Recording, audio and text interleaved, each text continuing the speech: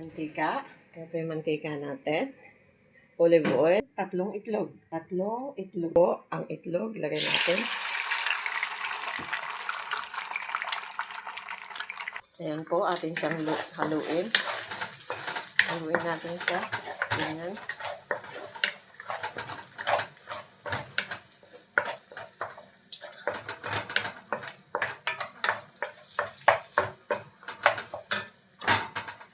Ayan po, lalagyan natin siya ng tubig. Noodles po kasi yan eh, noodles.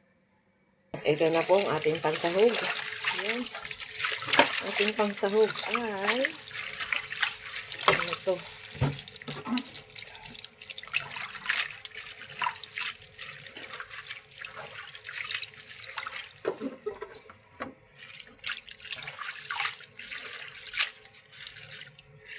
Spinach po yan. Inugasan ko mabuti kasi nakita ko yung gulay. Baka dito, binababad din nila sa mga, aywan ko, chemical. Naluluto na nga siya. Ano po, ilagay natin ang ingredients ng noodles natin.